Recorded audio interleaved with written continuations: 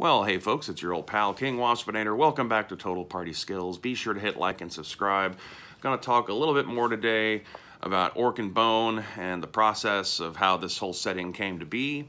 My original plan when I started this grand project to actually knuckle down and actually try to write some role-playing games and see if anyone would actually buy them.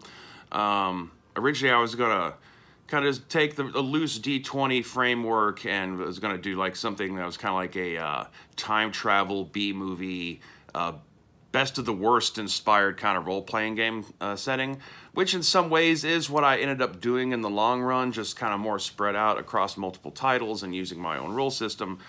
But you know, that seemed like maybe a bit of a stretch to just, you know, drop in with something that kind of outlandish. Also, the original conception where there'd need to be multiple different time periods that all have their own character types and all are kind of like subsettings in themselves, and how they would crisscross with each other over this emergent war between time zones and all that kind of stuff. You know, I quickly realized as I was just kind of doing out the basic notes of, you know, what all needs to go in it, that this is a big, huge, sprawling project that's probably a bit too of a big thing to make your first book out of. And at the time I was also you know, making a point of studying some YouTube channels that actually talked about Dungeons and Dragons and role-playing games. Finally, you know, after a decade plus of being on YouTube, I was finally spending a few months there actually listening to what other dungeon masters had to say. It's something I've kind of gone to great lengths to as an adult, is to avoid the opinions of others when it comes to running role-playing games, for whatever my reasons are. I don't, you know, obviously, you know, certain conclusions are going to be the same, and you're still going to end up, you know, absorbing things you hear and, you know, picking up tidbits out of the various Dungeon Master sections and all these various books and all that. But as much as I could kind of create a bubble around myself when it comes to that kind of stuff, I have. And just, you know, because of having long droughts of, especially there during the dark ages of gaming, so to say, from say, you know, post 9/11 up until 2014, 2015-ish, where next to no one was really playing at all. You know, you could put out ads on whatever social media site of choice to try to find players, and you'd be lucky if you find one or two, and getting them all to show up at the same time consistently was near impossible. So most of my way of engaging with role-playing games as a hobby was just, you know, design settings and campaign outlines and write adventures and get that all finished and done and rewritten, and then get bored with it and move on to a different game, or even sometimes using the same game, come up with a radically different setting and campaign outline and starting adventures and all the little details for that, and finally get bored. Basically, you know, I spent a good 15, 20 years doing that. And if you believe in all that old BS about the 10,000 hour rule of practice, well, I've put in my 10,000 hour rule of, you know, role-playing game design, which is in part why I ended up settling on choosing the RPG Pundit as the professional role-playing game designer to kind of test to see if I was actually worthy of actually sticking my neck out into this, or whether or not it was actually really over my head and I was maybe thinking a bit too highly of my skills. Obviously, you know, there's a lot of similarities I find between myself and RPG Pundit in terms of perspective, especially on role-playing game design, as part of what attracted me to him. In many ways, I consider him to be my closest peer. I know that seems outlandish, speaking as a relative newcomer on the scene and all that kind of stuff, but I don't compare myself to people lightly. I'm certainly not Avenger Satanus. But, you know, RPG Pundit, despite the fact that there are points of divergence in our opinions that lead to very different ends, and that I do occasionally, back when we were interacting more around the time I was starting all this, you know, there's a kind of a sensation off the guy that he was a little leery of me, and he has every right to be, because you know, it's not like I was actually coming to him to be a consultant and paying him to be a consultant because I really wanted consulting. I was more wanting verification that I could actually pull this off.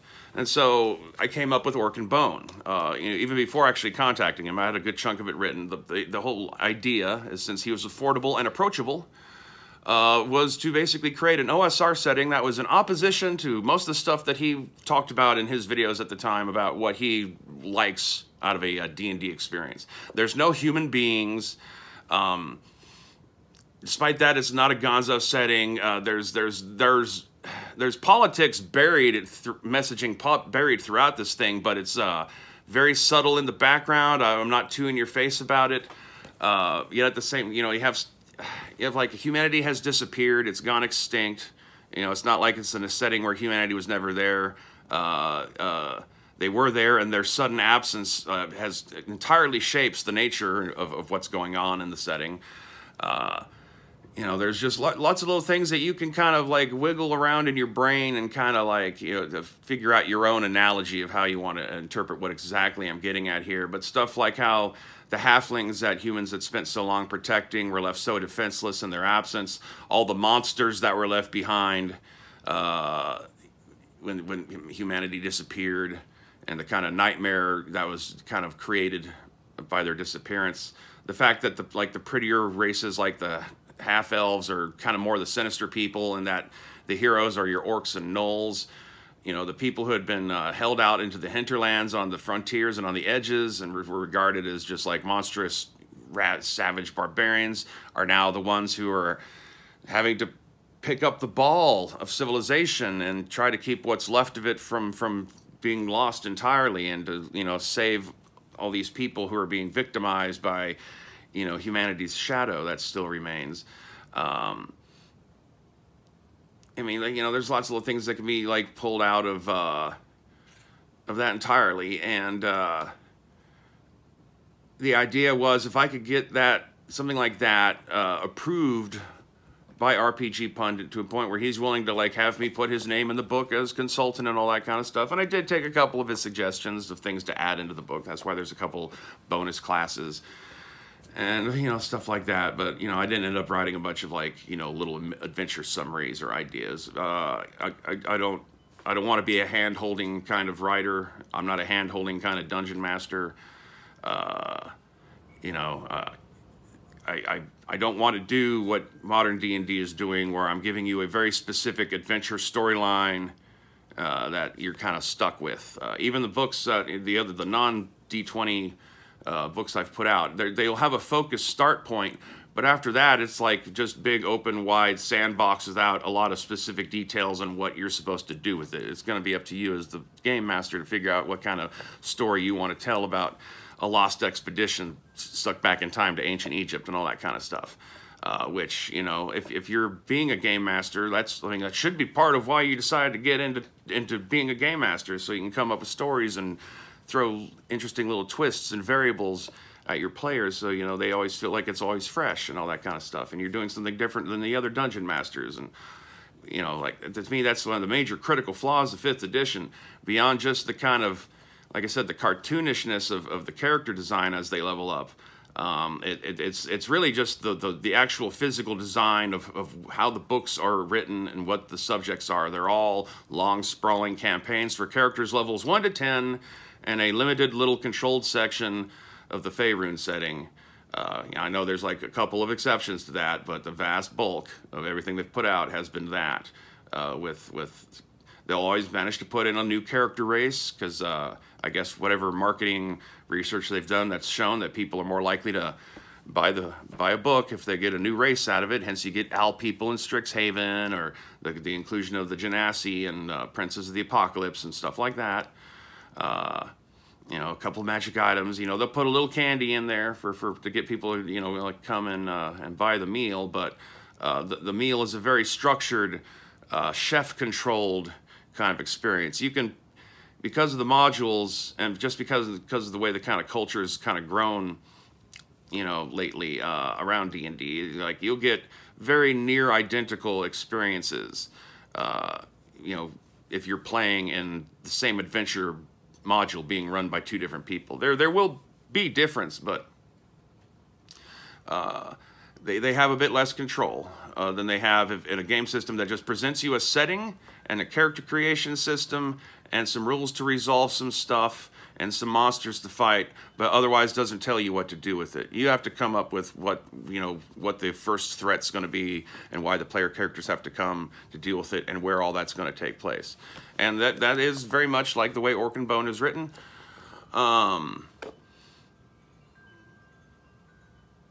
And so, like, take it however you will, that, like, RPG Pundit was, like, kind of, like, excited almost a little bit about the fact that, like, he was surprised. In his own words, like, he really didn't know what to make of me and all that kind of stuff, but, fuck it. I was willing to give him his $50 to read the manuscript, so reads the manuscript, and ended up being something, like, very compelling. He's had, like, some good stuff to say about it. I'm not in any way throwing shade on the guy by any of the stuff I'm saying. Like I said, I felt like I needed someone who had, like, some amount of respect, at least amongst his own little crowd, and who, like, I could tell, like, actually knows the craft of role-play design and has done this for years, is an insider insofar of, or a professional insofar as those facts, to what, even if he's not, like, currently, a design team lead on Wizards of the Coast or anything, that kind of shit doesn't matter. In fact, a lot of those people I don't really respect as much, if at all. Like, they're just, names on a cover page. They don't put themselves out there much more than that. And I've always been more interested in the material than the person writing the material anyway. But, just going off line and dragging alone and comparing it to some of the other OSR games I studied when kind of starting this all off, like, you can tell he can do more creative things while still staying within the lines of what supposedly defines the OSR. And so I was in many ways kind of do a very different variation of that kind of same thing. Like, how much can I push the limits while still technically qualifying as being an OSR game? Almost entirely different set of races and an almost entirely different set of classes than what you find if you're just to be playing basic fantasy or even Dungeon Crawl Classics or the white box rule book that's supposed to go with this for the reference rules. Yet still, though, it's all just a D20 game and still has all the classic D20 dynamics, that you like and love. I say especially if you're a fan of stuff like Ralph Bakshi and Frank Frazetta's Ice and Fire movie, that's a good kind of inspiration for this. I've made orcs the good guys, and they're kind of like heroic, learning to be progressive orcs that are out there trying to save the little people who are being victimized by mankind's dark side. They're relatively gender balanced. I mean, I lean more into the idea that orcs were and still kind of are elves. They're just changed and mutated by magic to turn them into a more warlike, capable people. And they kind of loathe themselves about it. Like, there's a lot of texture I just try to build in something that's seemingly as simple as just a game about orcs killing vampires. Hell, even the vampire thing isn't actually the real focus. Like, there's all sorts of stuff starting to emerge out of the wilderness that will become the greater threats of the age. Like, in many ways, this is kind of set around the time that the orcs are close to wrapping up the whole crusade to wipe out all the old vampire cities in the Imperial core. So I don't know. I'm not really sure exactly where I was getting to with all that now. But I feel like you should check it out, maybe? I mean, what would it hurt? It was written to kind of go down a checklist of everything someone with an extremely rigid set of preferences prefers, and it got him to sign off on it anyway. So, to me, I guess that's the best indication that, like, it's not just me thinking highly of myself. Like, this is actually, like, got some good stuff in here that you might be able to dig out of it. I guess, like, one thing I do notice about, like, this seems to be kind of emerging on the OSR side of the gaming spectrum, is this emphasis on always wanting to play humans and you know, you got to play your elf as being super alien and all that kind of stuff, which I'm not, like, by definition it's impossible to portray or encapsulate what the truly alien is, because until we know about it, there's no way to describe it. You like look back through history and the depiction of monsters and evil, it's gone back from like in primitive times where it's always shit that looks like wolves or some mysterious dude in a cloak in the night, and lots of like forest imagery and shadows and serpents. And the more modern we get, you know, like we've gotten bored of all that, but now, you know, ever since we started getting, you know, more of an idea of what kind of weird life lives at the bottom of the sea, now like all of our elder gods and aliens all look like octopuses and, you know, weird bioluminescent sea creatures and all that kind of shit. So it's not that like Cthulhu and the Lovecraftian gods really are an envisioning of something truly horrible and alien that breaks the human mind. They're just based on the most recent discovery of something horrible and disgusting that was here on Earth, and kind of, you know, trying to turn that into a fictional conveyance to portray the alien and knowable, but yet it's still using something that's knowable. So, like, there's only a point you can really portray your elves as being non-human, and this focus on, like, human settings at times, it's like, it's kind of a thing that pops up in a lot of the Palladium games. Yes, I know I've managed to tie this back to Palladium, but it's the prevalence of human supremacy that kind of comes across in a lot of these fantasy role-playing games. In a way, Wizards of the Coast was quite guilty of it and still is. From 3rd edition on, you know, ever since they dropped the thing where, like, now, you know, when you're taking your race, you get a bonus to one attribute ability score, and you get a negative to another. Ever since they did away with that, then they had to do this thing where they start giving humans flat bonuses to all their ability scores to kind of make up for the fact that, like, well, if you play an elf, you get a bonus to something. If you play a dwarf, you get a bonus to something. But otherwise, if you play a human, you don't get a bonus to anything. So why would you want to play a human when another race gets an even higher dexterity and supervision and all that kind of stuff?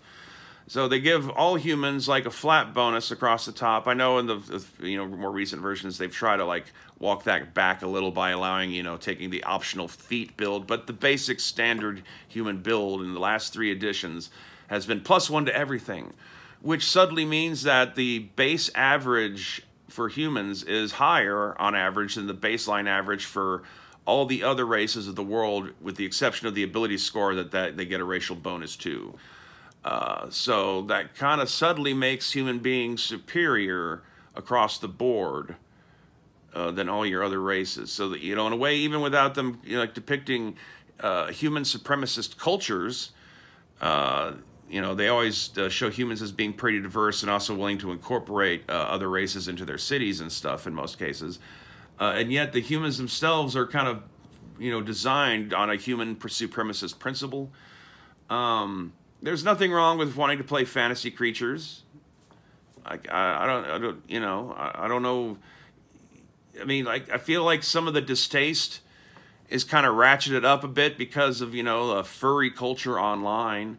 And even then, I question it from time to time. A couple weeks ago, I was watching some stream on Arch's channel, and they're talking something about gatekeeping in tabletop games or something. And one of his regular co-hosts was, you know, making some remark, you know, about furries. And I'm like looking there at the screen, and the dude's avatar, as he's making fun of the furry players in D&D and stuff, his avatar had like little like deer ears or fox ears or something coming out of it. So it's like, to a degree, I can't help but notice that there's a sliver of the people complaining about all the animal people and all the furry people who are themselves borderline furry people. So I'm not, you know, like question makes me question some of the motivations there.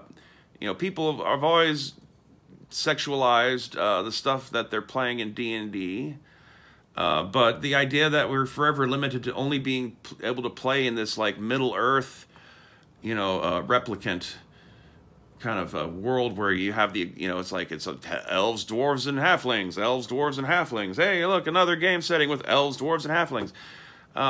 Animal people are a easy way to introduce something that's both new and different than, you know, the standard classic fantasy tropes, without being so alien and weird or so obscure in the kind of mythology it's referencing that you have to spend 15 minutes just trying to describe it to your players, and you risk showing them like some of the game info because you got to show them the picture and the book of the monster entry because they're just not getting it in their heads what you're trying to describe. Whereas if you say, dude looks like a lion, not only does this person able to like picture what a lion standing up like a human wearing clothes can look like easily, it'll carry all sorts of kind of subtext with it that will inform that player as to like, oh, there's a lion, dude. What do I know about lions? How is this thing like a lion in terms of behavior on top of also looking like a lion physically? All that kind of stuff. You know, works pretty much with most animals. You can kind of have an idea of what a loxodon, the elephant dudes from Ravnica, is going to be like because you're informed by your own whatever cultural mythology about elephants. That kind of stuff, so on and so forth. I think maybe perhaps the idea is they should kind of be used as substitutions and more homebrewed, unique settings. I don't necessarily think the everything and the kitchen sink approach to D&D that some people take, because of the players wanting to have options to everything, or DMs really second-guessing themselves before they even make out a list of what you get to play in my game. Like, you shouldn't have it all there. You don't need Tabaxi in the same world as elves. You don't need Kenku in the same world as halflings. In many ways, if you're looking for a simpler way to use the animal races, is you can still basically take your same classic fantasy setup, but yeah, you remove your elves, dwarves, and gnomes, and then you just decide which one of these beast races would best take over that niche. And then you just have kind of a slight little variations and behavior because they're now an animal creature. But overall, they still fulfill the same general role in the greater society or world of your fantasy setting.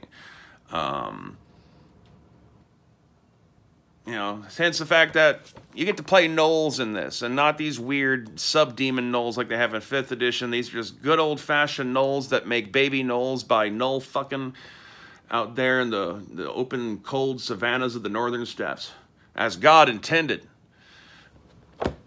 I don't know. I guess the point is buy Orc+Bone, or like for those of you who've bought Orc+Bone, like I'd love give me some feedback. I'd love to hear some stuff about your thoughts on all this. At some point, I do need to knuckle under and write Blood and Gnome. Blood and Gnome is going to be kind of like a source book that presents the other side of the setting, which is with a bit more focus on the war against the vampires in the Imperial Corridor from the other front to their south, from the lands controlled by goblins and the last little population of gnomes that's hiding amongst them. So it's a bunch of adventuring for small size characters in like an underground sewer labyrinth, trying to take down the vampire emperor and all that kind of stuff. In many ways, Orc+Bone is like framed as if it's orcs versus vampires, but most of the like stuff detailed in the book itself is the re-emergent wilderness that has grown on top of the ancient human empire that surrounds the central core of the vampire empire. Vampire empire. Sorry, guys. I'm sorry. Well, anyway, you're a real trooper for having stuck this video out this long. I don't know. Like, I didn't want to do another Rifts lore video today so soon. I'm trying to, stagger them out a little bit. I've kind of run through all, like, the basic classic D&D-ish stuff. There's nothing terribly controversial going on right this moment that I've yet heard of that has anything at all to do with gaming that I haven't already mentioned or that I feel like I have anything to say about. So, but yet, people expect content. The algorithm expects you to keep putting out content and all that lovely, juicy goodness. So, yeah, stay waspinated. Get the fuck out of here.